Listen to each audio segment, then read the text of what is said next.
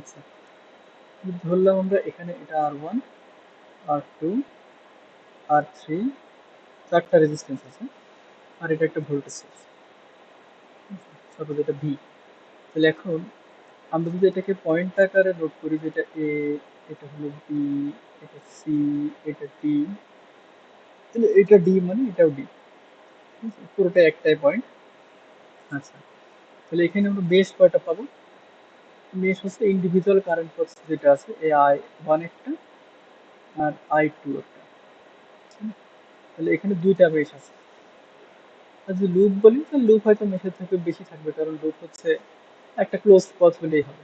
যেমন এখানে যদি আমরা বলি যে এখানে লুপ আছে কোনটা কোনটা, যে এ বি, বা এভাবে আমি লিখি এ বি ডি এ,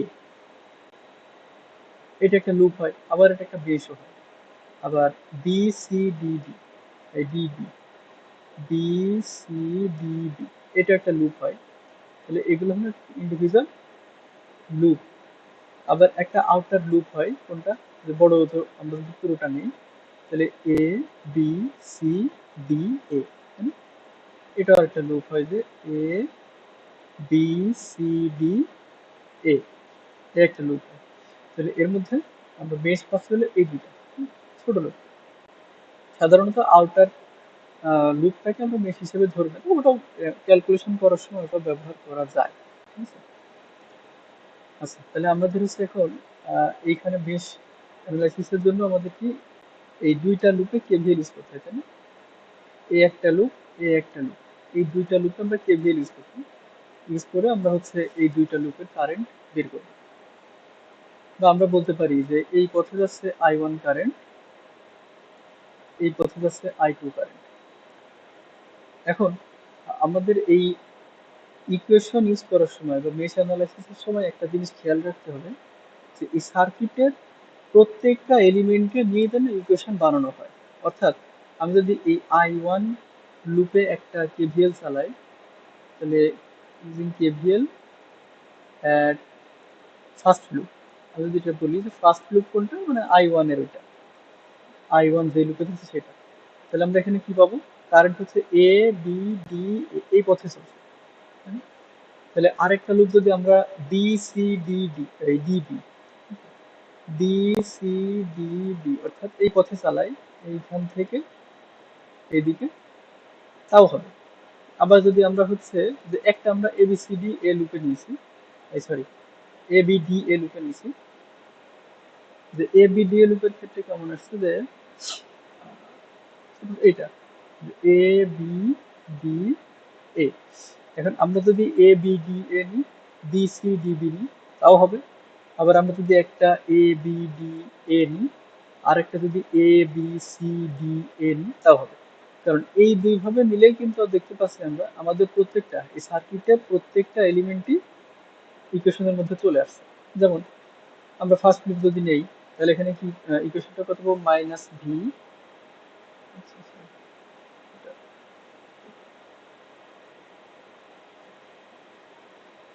এটা পাবো হলো কত? মাইনাস ভি, এখানে I one R one plus I one R one plus এই আর থ্রি এর মধ্যে যে দুইটা কারেন্ট আছে, একটা আছে আই ওয়ান আর একটা আছে আই টু, মানে এই দুইটা ডিফারেন্স।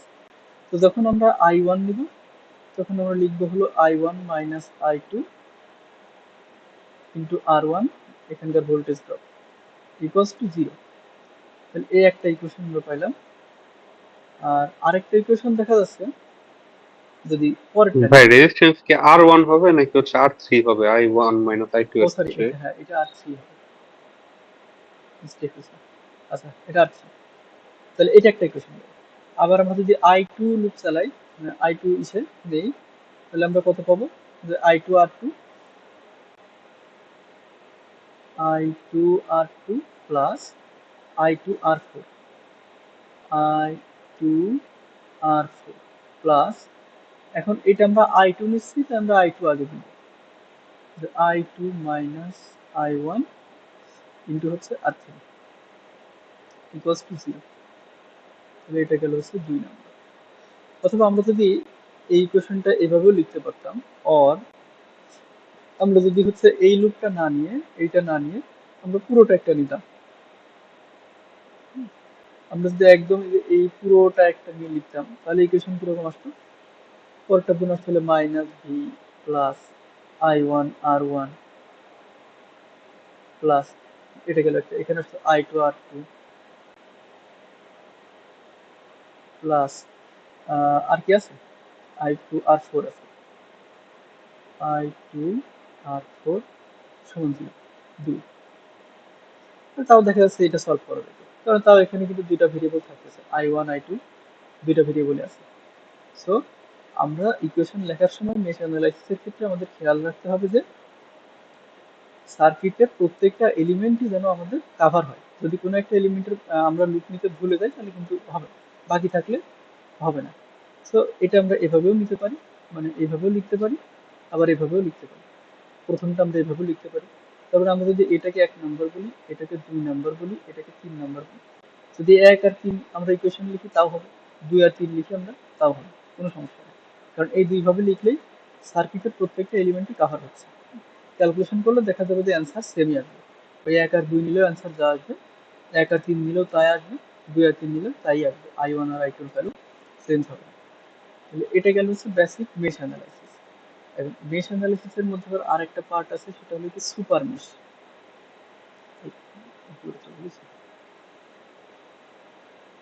আচ্ছা, এখন হচ্ছে সুপার মেশ কারে বলে?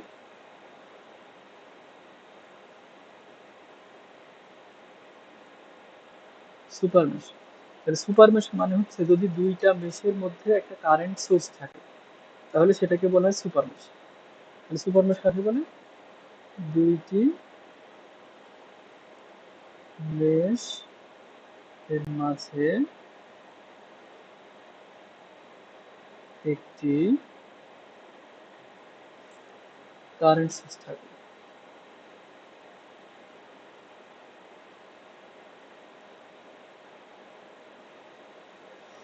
তাহলে আমরা যদি দুইটা মেশ এরকম ভাবে আঁকাই, যে এখানে আমরা একটা ভোল্টেজ সোর্স দিলাম, এখানে একটা রেজিস্ট্যান্স আছে, এখানে ধরলাম যে একটা কারেন্ট সোর্স আছে,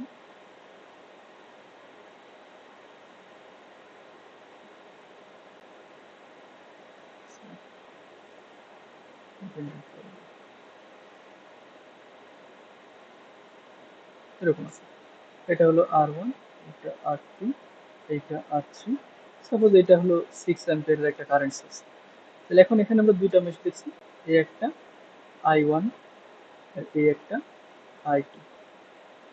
এখন এখানে তো আমাদের এই দুইটা মেশ দিয়ে দুইটা কারেন্ট যাবে, তাহলে এই টাইপের সার্কিট আমরা কিভাবে সলভ করব? এইটাকে বলা হচ্ছে সুপার মেশ সার্কিট। তাহলে সুপার মেশ কেন বলা হচ্ছে? কারণ এই যে I1 আর I2 এই দুই মেশের মধ্যে একটা কারেন্ট সোর্স আছে, ঠিক আছে? তাহলে সার্কিটের যে কোনো দুইটা মেশের মধ্যে, সাপোজ এখানে যদি আরেকটা এক্সট্রা লুপ থাকতো, আহ, এখানে আছে এরকম, এখানে আমি আরেকটা এক্সট্রা লুপ দিলাম এরকম, এরকম সাপোজ দিলাম, এটা হলো R4, এটা R5, এরপরে কিন্তু এখানে একটা সুপার মেশ থাকতেছে, ঠিক আছে? তাহলে যদি একাধিক লুপ থাকে আর সেই লুপের মধ্যে যে কোনো একটাতে এরকম সুপার মেশ থাকে, সুপার মেশ বলতে কি একটা কারেন্ট সোর্স, দুইটা মেশের মধ্যে একটা কারেন্ট সোর্স থাকে, তাহলে সেটাকে আমরা বলবো সুপার মেশ। তাহলে এখানে এইটা একটা, এই টোটাল মেশটা মিলায়ে হচ্ছে একটা সুপার মেশ, ঠিক আছে? তাহলে টোটালটা মিলাই হলো একটা সুপার মেশ।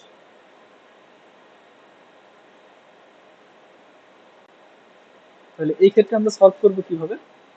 আচ্ছা, তাহলে এখন নিচে আমি আরেকটা লুপ নিয়েছি, ধরলাম এখানে I3 কারেন্ট যাচ্ছে, তাহলে এখানে আমরা একটা ইকুয়েশন পাবো, যেহেতু 6 অ্যাম্পিয়ারের ডিরেকশন I2 এর দিকে, তাই না? যে I2 এদিক থেকে এদিকে যাচ্ছে, উপরের দিকে, নিচ থেকে উপরের দিকে যাচ্ছে, 6 অ্যাম্পিয়ার ওইদিকে যাচ্ছে, তাহলে অবশ্যই এখানে আমরা I2টা আগে লিখবো, বড় লিখবো, এটা I1 - I2 লিখলেও হবে, সমস্যা নেই। কিন্তু যেহেতু ডিরেকশন I2 ভাই থেকে এই যে 6 অ্যাম্পিয়ার যে ডিরেকশনটা, এই ডিরেকশন জায়গাটা একটু ঝামেলা লাগে আমার কাছে, হ্যাঁ, এটা ডিরেকশনের কারণে সমস্যা নেই। প্লাস মাইনাস হওয়াটা। হ্যাঁ, ওটাই বলতেছি যে এই ডিরেকশনটা খেয়াল রাখতে হবে, ঠিক আছে? এই ডিরেকশন কোন দিকে যাচ্ছে দেখো, এটা হলো I2 এর দিকে আছে না, I2 এদিকে যাচ্ছে, তার মানে আমরা I2 কে বড় লিখবো। আমরা ইকুয়েশন লেখার সময় এটা বলবো I2 মাইনাস I1 সমান 6, একটা ইকুয়েশন গেল। তাহলে বোঝা গেল ডিরেকশন যেদিকে যাবে সেই কারেন্টটাকে আমরা আগে ইকুয়েশনে আগে দিই সুপার মেশের ইকুয়েশন লেখার সময়। এখন আমাদের এখানে তো ভেরিয়েবল তিনটা, তার মানে আমরা তো এই দুইটা মেশ নিয়ে একটা লিখে ফেলছি, তাহলে আরেকটা কোনটা নিয়ে লিখবো? এই যে আউটার যে সুপার মেশটা আছে এই টোটালটা নিয়ে আরেকটা ইকুয়েশন হবে, তাহলে সেটা আমরা কিভাবে লিখবো? যে এই সুপার মেশ যদি আমরা এখানে এভাবে লিখি, এটা আমাদের সুপার মেশের কারেন্টের ডিরেকশন, ঠিক আছে, এদিকে নিলাম। তাহলে আমাদের আসতেছিল minus V plus I one R one, মানে ওই যে একটু আগে যেটা বললাম যে আউটার লুপটা আমরা নিব, plus I two R two plus I two R three, এর নিচে আর কোনো এলিমেন্টস নাই, যদি থাকতো তাহলে আমরা সেটা লিখতাম সমান 0। তাহলে এই গেল হলো দুইটা ইকুয়েশন। আর 3 নাম্বার ইকুয়েশন, এই যে এই লুপে যদি আরেকটা কেভিএল চালাই তাহলে 3টা ইকুয়েশন পাবো। তাহলে সুপার মেশ থাকলে আমাদের সলভ করার সময় মনে রাখতে হবে কি, যে দুইটা মেশের কারেন্টের ডিফারেন্স দিয়ে একটা ইকুয়েশন হবে, আর একটা কি ওই সুপার মেশ পুরোটা মিলায়ে একটা ইকুয়েশন আমরা লিখবো, আর তারপরে যদি ইন্ডিভিজুয়াল কোনো মেশ থাকে তাহলে সেগুলো আমরা লিখবো। তাহলে এই গেল হলো সুপার মেশের কাহিনী। এখন আমরা ম্যাথ দেখি এক দুই একটা। ভাই হ্যাঁ, আমরা যদি হচ্ছে আপনার সেকেন্ডটার কথা বললেন, যদি আমরা প্রথম যে লুপের কথা চিন্তা ভাবনা করি, আই ওয়ান এর কথা চিন্তা ভাবনা করি, সেক্ষেত্রে 6 1 6 অ্যাম্পিয়ার যেটা, সেটা দিকটা কি উপরের দিকে আছে নাকি নিচের দিকে যেতেছে? কোন লজিকে দিকটা ঠিক করে যে উপরে আছে না নিচে আছে? এটা কারণ দেওয়া আই থাকবে টু সাপেক্ষে পরীক্ষায়। তো আচ্ছা, এটা পরীক্ষায় দেওয়া থাকবে, হ্যাঁ, যেরকম দেওয়া থাকবে। সাপোজ এখানে যদি অ্যারোহেডটা এরকম উপরের দিকে দেওয়া থাকে, ঠিক আছে, অ্যারোহেড উপরের দিকে দেওয়া থাকলে আমরা এটাকে এই পাশটাকে পজিটিভ বলি, এই পাশটাকে নেগেটিভ বলি। যদি এই কারেন্ট সোর্সটাকে আমরা ইকুইভ্যালেন্ট একটা ভোল্টেজ সোর্স হিসেবে চিন্তা করি, সাপোজ এটাকে আমরা ভিসিএস বললাম, তাহলে এই কারেন্ট যেহেতু এইদিকে উপরের দিকে যাচ্ছে, তাই আমরা ধরতে পারি যে এখানকার প্লাসটা হলো এই সাইড, মাইনাসটা এই সাইড। তাহলে যেহেতু প্লাস এই সাইড, তাহলে আমরা তো জানি সবসময় সোর্সের পজিটিভ থেকে কারেন্ট বের হয়, আমরা এই কারেন্টের ডিরেকশনটা এই সাইডে নিলাম। এখন আই ওয়ান কোন দিকে আছে? এর উল্টা দিকে আছে, তাই না? এ যাচ্ছে উপরের দিকে, আর এই পথে আই ওয়ান আসছে নিচের দিকে। তাহলে আমরা আই টু কোন দিকে যাচ্ছে? এই উপরের দিকে যাচ্ছে, তারপরে আই টু এর ডিরেকশনটা এই কারেন্টের সোর্সের ডিরেকশনের সাথে মিলতেছে, তাই আমরা আই টু কে আগে লিখবো। যদি এটাকে আগে না লিখতে চাও কোনো সমস্যা নেই, I one minus I two সমান মাইনাস সিক্স হয়ে যাবে, ঠিক আছে। তাহলে ডিরেকশন আমরা কিভাবে নিব? ওই কারেন্ট সোর্সের অ্যারোহেড যেদিকে থাকবে ওই ওই মাথার দিকে আমরা প্লাস নিব, তার নিচে মাইনাস নিব। তার মানে সোর্সের প্লাস দিয়েই সবসময় কারেন্ট বের হয়, তাই আমরা ওইভাবেই নিব। যদি ইন্ডিপেন্ডেন্ট সোর্স থাকে, ডিপেন্ডেন্ট সোর্স থাকে সেটা আলাদা হিসাব, তখন আমাদের বের করে নিতে হবে। তবে নর্মালি আমরা এভাবে ধরে নেব, যেদিকে ডিরেকশন ওই দিকে যে কারেন্টটা থাকবে সেটাকে আমরা প্রথমে নিব, মানে আমার যে টেস্টটা লাগে ভাই, আমি এই ক্ষেত্রে এই যে I1 - I2 = 6 দিয়ে দিই। না এটা পরে ধরবো না। দেখা যায় যে অঙ্কটা ভুল হয়ে যায়। হ্যাঁ, ওটা মানে ওটা বোঝার সিস্টেমটা কি, যে দিকটা কোন ওই দিকে যে আসলে বললাম, ঠিক আছে কি? ওই তোমার পরীক্ষায় যেভাবে যেই দিকে দেওয়া থাকবে, সোর্সের ডিরেকশন যেদিকে দেওয়া থাকবে সেটা ধরতে হবে, ওইটাই তো বললাম। সাপোজ এখানে হচ্ছে এই ডিরেকশনটা যদি আমি এদিকে দিতাম, তাহলে এই ডিরেকশনটা কার সাথে মিলতেছে? আই ওয়ান এর সাথে। যদি নিচের দিকে থাকতো তাহলে আই ওয়ান এর সাথে মিলতো, তখন I one minus I two সমান সিক্স। কারণ বলতে গেলে এটাই তো আমাদের রেজাল্টেন্ট কারেন্ট, তাই না? দুইটা মেশের রেজাল্টেন্ট কারেন্ট আমরা এটা বলতে পারি, যেহেতু আমরা এইদিকে ধরে নিয়েছি। আর যখন ওটা উপরের দিকে ছিল, তখন এটা যেহেতু রেজাল্টেন্ট কারেন্টটা আই টু এর সাথে মিলছে, এরকম উপরের দিকে যাচ্ছে, আই টু এর সাথে মিলছে, তাই আমরা আই টু কে বড় বলতে পারি, ঠিক আছে। কারণ ফলাফল কি, যেমন আমরা যদি I one minus I two সমান সিক্স দিই, এটা আসলে কি বোঝায়? I one greater than I two না? জি ভাই। আবার যদি এরকম দেই যে I two minus I one সমান সিক্স, তাহলে এখানে আমরা বোঝাই কি যে আই টু গ্রেটার দেন সেটা দিলে আই ওয়ান। তার মানে ওই অ্যারোহেড যেদিকে থাকবে এটা তো আমাদের রেজাল্টেন্ট কারেন্ট, এই দুইটা মেশের কারেন্টের যোগফল হলো এইটা, যোগফল বা বিয়োগফল যেটা বলে, বিয়োগ হতে এক প্রকার যোগই হয়।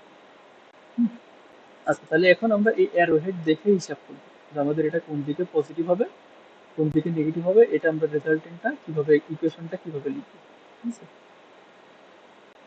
তাহলে এবার ক্লিয়ার? জি ভাই।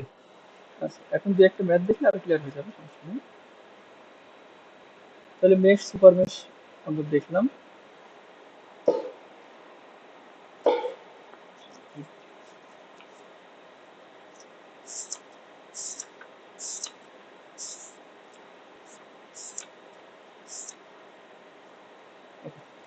তাহলে আমরা একটা ম্যাথ দেখি। তার মানে যেখানে বলছে যে calculate the mesh currents and of the power, ঠিক আছে, sorry, calculate the mesh currents of the circuit of the figure and dissipated power. Determine the dissipated power by 12 ohm resistor. ঠিক আছে? আচ্ছা, তাহলে আমরা এখানে দেখি, এখানে আমাদের দুইটা মেশ উল্লেখ করেই দেওয়া আছে, এটা এক্সাম্পলের ম্যাথ তো। তাহলে এখানে আমরা দেখতে পাচ্ছি যে দুইটা মেশ আছে, তাহলে I1 একটা I2 একটা। তাহলে আমরা দুইটা equation using KVL at loop 1, তাহলে এখানে আমরা কি পাবো, এটা যেহেতু সোর্সের নেগেটিভ এন্টার করছে, তার মানে -45, এখানে ছিল +2I1 প্লাস হলো, এটা 12-র মধ্যে দিয়ে দিচ্ছে I1 মাইনাস I2 এর ডিফারেন্স যেটা সেটা নিয়ে, I1 মাইনাস I2 ইন্টু 12, আর এখানে আছে হলো 4I1 সমান 0। আচ্ছা, তাহলে এই ইকুয়েশনটা ফাইনালি লিখলে কিরকম আসবে, তাহলে এখানে আছে 2I1 আর এখানে যে 12I1, তাহলে 12 আর 2 14 আর 18, আমরা একবারে লিখে দিতে পারি 18I1 মাইনাস এখানে থাকবে হলো 12I2 ইকুয়ালস টু, এখানে আছে 45, তাহলে এই পাশে গেলে প্লাস হয়ে যাবে। এটা এক নাম্বার। তাহলে সেকেন্ড লুপে যদি আমরা কেভিএল ইউজ করি, তাহলে ইউজিং কেভিএল অ্যান্ড লুপ 2, তাহলে এটা কত আসবে, 9I2 plus 3I2 plus 12 into I2 minus I1, আর সোর্সের এখানে পজিটিভ এন্টার করছে, তার মানে +30 ক্লোজ টু 0। তাহলে এই ইকুয়েশনটা একবার লিখলে কি হয়, তাহলে 9 আর 3 12 আর 12 24I2। আচ্ছা, আগে আমরা 12I1 লিখি, -12I1 প্লাস 9 12 24, 24I2 সমান হলো -30। এটা গেল 2 নম্বর। এখন এটা যদি ক্যালকুলেটরে সলভ করি, তাহলে আমরা দুইটা ভ্যালু পেয়ে যাব, I1 আর I2। দেখি আমাদের ক্যালকুলেটরে এটা কত আসে। আচ্ছা, তাহলে প্রথম ইকুয়েশন, এটা ইকুয়েশন মোডে নিতে হবে। আচ্ছা, তাহলে এখানে আছে হলো কত, 18, এটা হলো -12, 45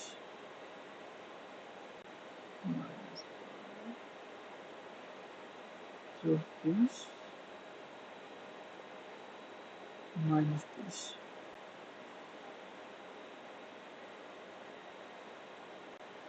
তাহলে একটা ছিল 2.5 আর একটা আসছে ছিল 0।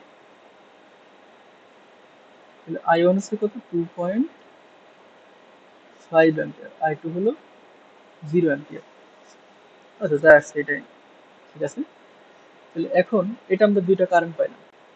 আচ্ছা, এরপরে বলতেছে determine the dissipated power by 12 ohm resistor, তার মানে এখন এই 12 ওহম কতটুকু পাওয়ার ডিসিপেট করছে সেটা বের করতে হবে। তাহলে আমরা 12 ওহমের মধ্য দিয়ে কারেন্ট, এই আইটা, আর এই রেজিস্ট্যান্স দিয়ে আমরা এই সূত্রে বসাইতে পারি, I² × 12, তাই না? তাহলে তো পাওয়ারের ইকুয়েশন, পাওয়ারটা আমরা পেয়ে যাবো। আচ্ছা, তাহলে আই এখানে কত, 12-এর মধ্যে দিয়ে কোনটা যাচ্ছে, I1 মাইনাস I2, তাহলে I2 যেহেতু 0, তাহলে টোটালটা এই দিকেই যাচ্ছে।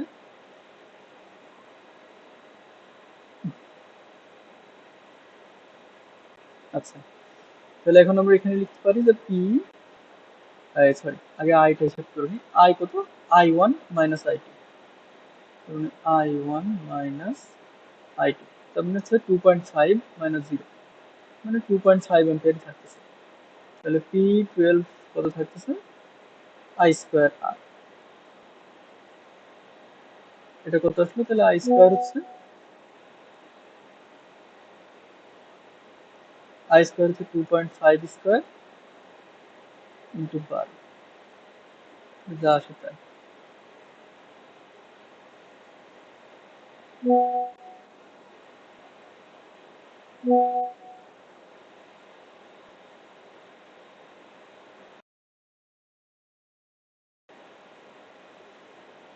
হ্যালো, আচ্ছা এটা তাহলে আসলো 75 ওয়াট।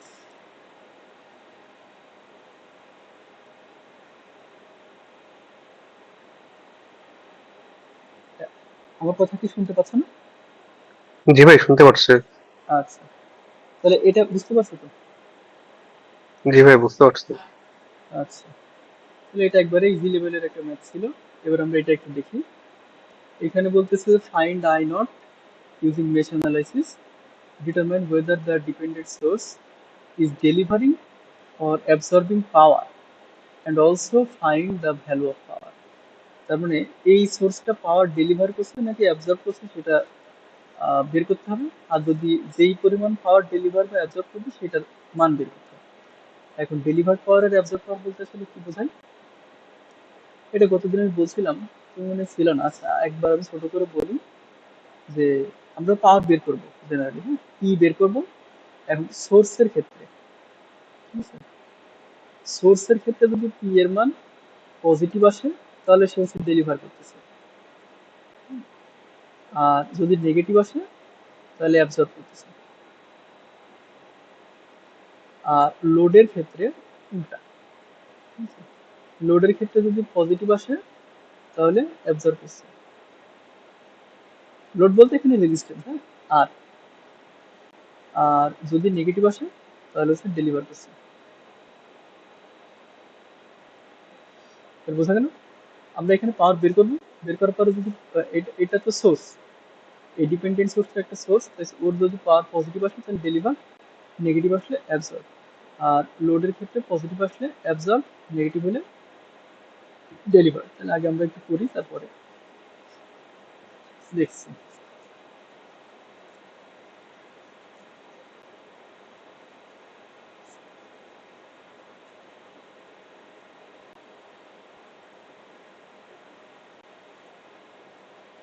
আচ্ছা ঠিক আছে, তাহলে আগে আমরা এখানে তিনটা, যেহেতু আমাদের ইকুয়েশন দেওয়া আছে, তিনটা ইকুয়েশন আমরা লিখি।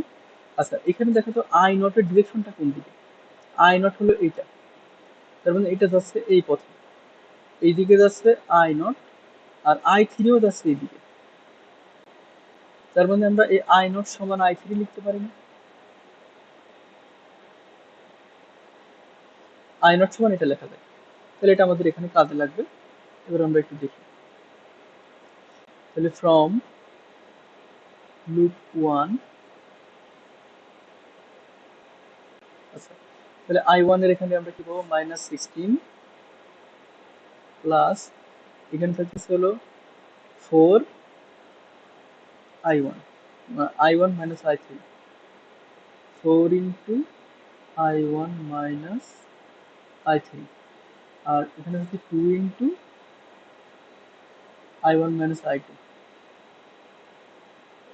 Equals to 0। তার মানে আমরা একবার এডিটে কত আসবে, I1 আসবে হলো 4 আর 2 6, 6 I1 প্লাস প্লাস I2 তে মাইনাস থাকবে, মাইনাস I2 আসবে হলো কত, 2, 2I2 মাইনাস এখানে I3 আসবে হলো 4I3 সমান, এখানে মাইনাস হলে এ পাশে গেলে প্লাস হয়ে যাবে, এই গেলে একটা ইকুয়েশন ফ্রম লুপ 2।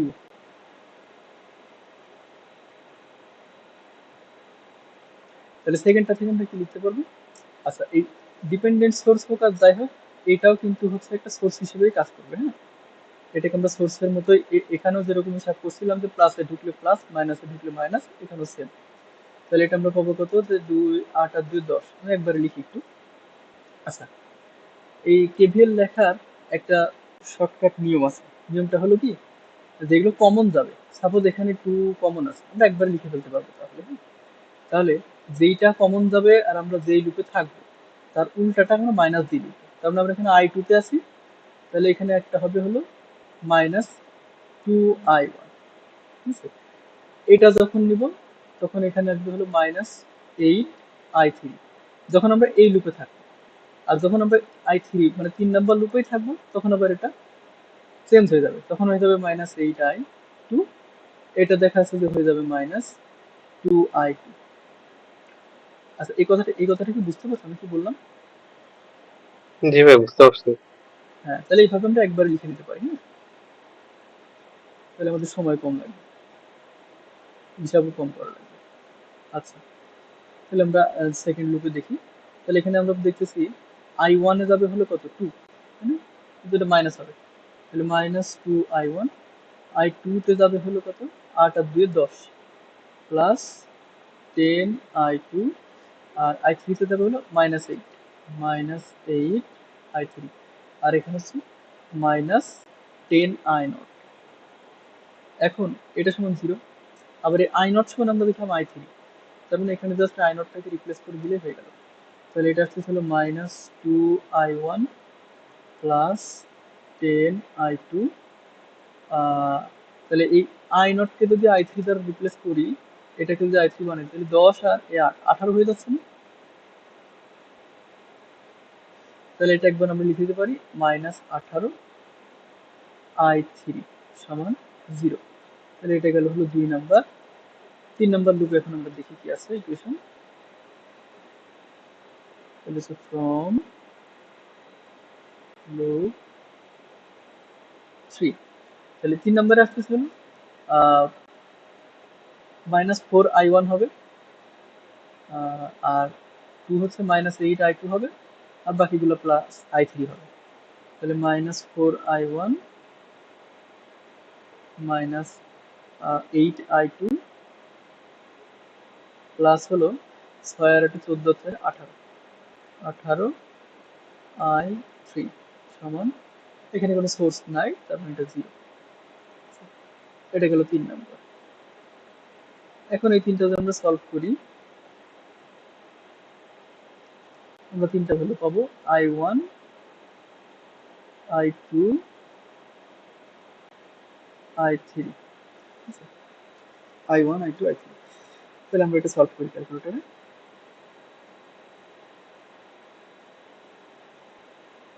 আচ্ছা, তাহলে প্রথমে এটা যাচ্ছে 6, সরি, এটা হবে 6, পরেরটা হবে হলো -2, পরেরটা হবে হলো -4, লাস্টে হলো 16।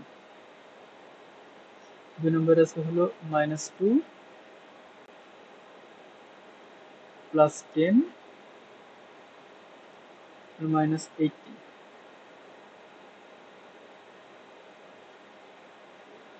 লাস্টে হলো 0।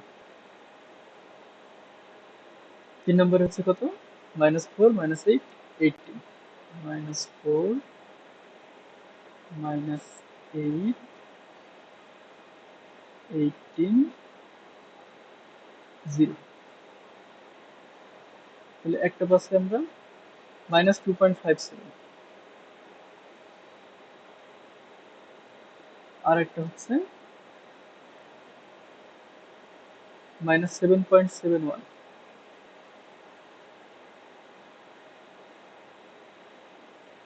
আর একটা হচ্ছে -4 অ্যাম্পিয়ার। আচ্ছা, তাহলে এখন আমাদের চাইছে হলো i0।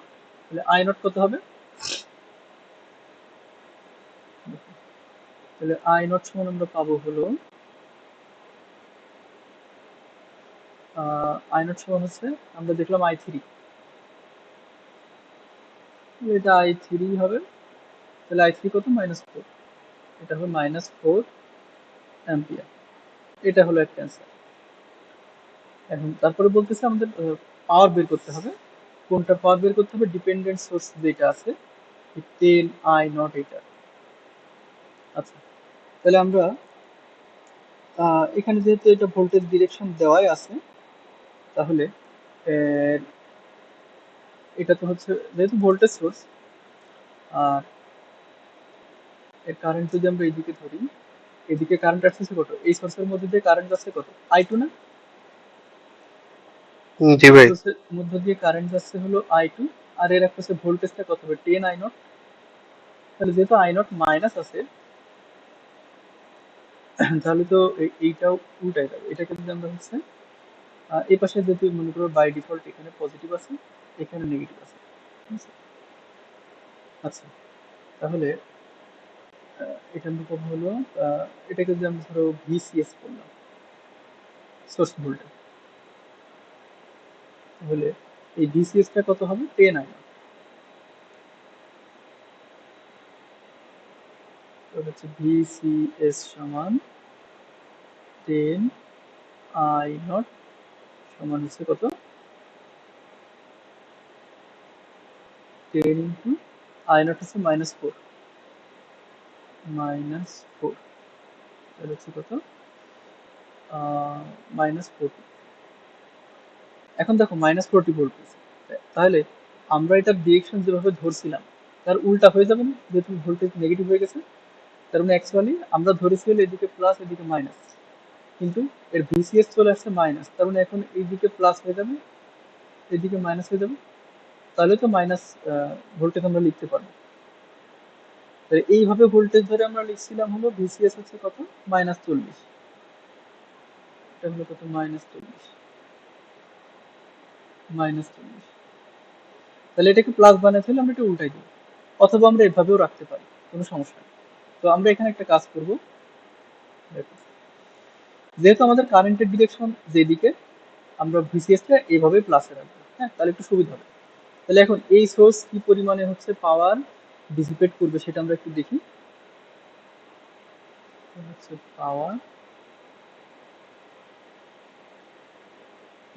ডিসিপেটেড বা by dependent source,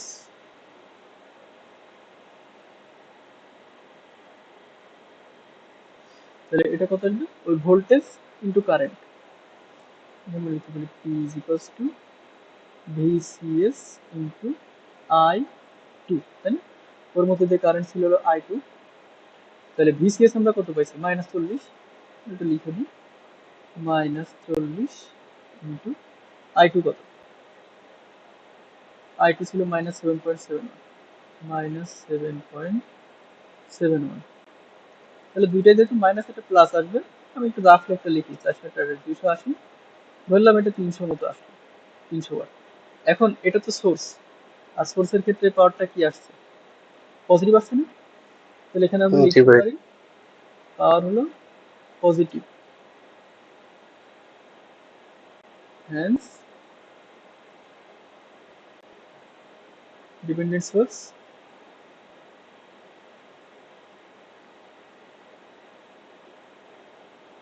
will deliver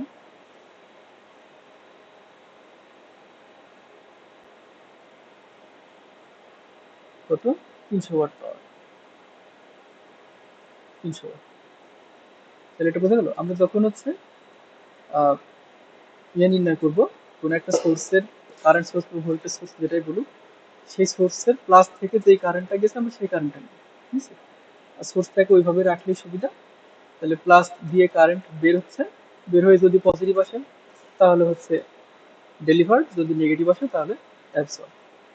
তাহলে এখানে আমরা দেখলাম পজিটিভ আসছে, তার মানে এটা হলো পাওয়ার ডেলিভার করতেছে, অ্যাবসর্ব করছে না। আচ্ছা, তাহলে এই ম্যাথটা ক্লিয়ার? জি ভাই। আচ্ছা,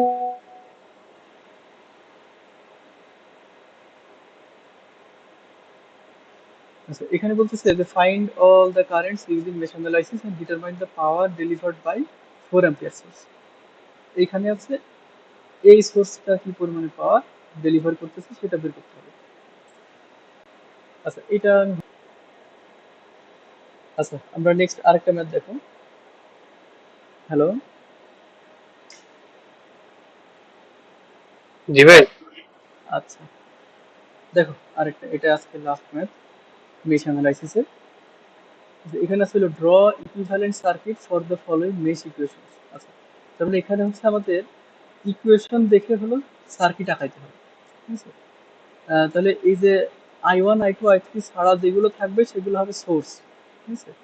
তাহলে এই 24 একটা সোর্স, 12 একটা সোর্স, আর এখানে বিভিন্ন ধরনের রেজিস্ট্যান্সের ভ্যালু থাকবে। তাহলে এটা আঁকানোর সিস্টেম কি? সিস্টেম হচ্ছে, যেহেতু আমাদের এখানে তিনটা ইকুয়েশন আছে, তার মানে অবশ্যই আমাদের যে আমরা যে সার্কিটটা আঁকাবো আমাদের তিনটা মেশ থাকবে, ঠিক আছে? তাহলে আমরা আগে তিনটা মেশ আঁকাই নিই। সাপোজ আমরা এরকম ভাবে একটা আঁকাই, এই একটা। আচ্ছা, তাহলে এখানে দেখো যে I1 আর I2, আর মানে একের সাথে হলো 2 আর 3, দুইটারই হলো ইয়ে আছে, আবার একের সাথে হলো 2 এর আছে, আবার একের সাথে 3 এরও আছে, মানে কমন আছে আর কি। তাহলে আমরা এটা নাম্বারিং করব, ওই জন্য একটু একটু দেখা লাগবে। আচ্ছা,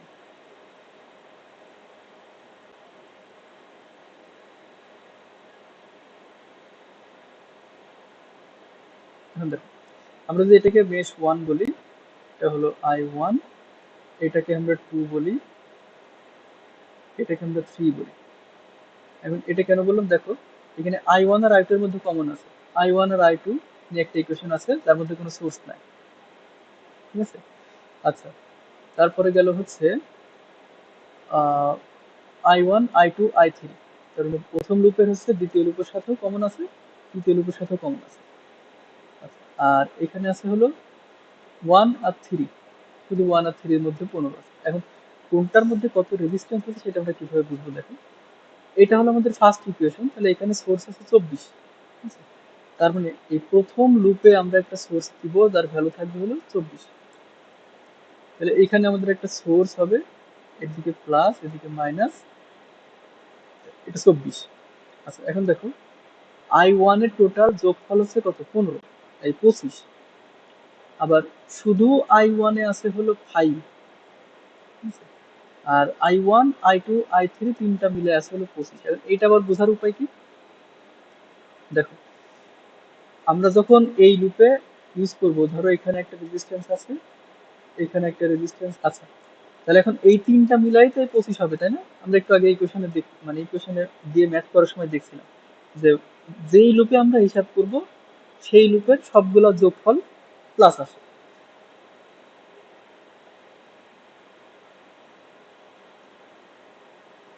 হ্যাঁ, একটু শুনতে পাচ্ছ? জি ভাই, শুনতে পারতেছি। আচ্ছা, তাহলে এটা হলো কত দেখো, এই 25 থেকে আমরা দুটো যোগফল বিয়োগ করলে পাই হলো কত, 15 বা 15 × 20, তাহলে এটা আসতেছে 5 হবে। আচ্ছা, তাহলে এখন দেখো যে I1 এর সাথে থাকবে শুধু 5, আর I2 এর সাথে থাকবে হলো কত, 15। 5I1 মাইনাস 15I2 সমান 0। আচ্ছা, তাহলে I1 এ তো 25 হলো। আচ্ছা, 5I1 মাইনাস 15I2 সমান 0। তাহলে I2 এর সাথে যাবে আবার হলো কত, I2 এর সাথে লাগবে হলো 15। তাহলে আমরা এখানে I2 তে এখানে 5 আছে, তাহলে আর আমাদের কত দরকার,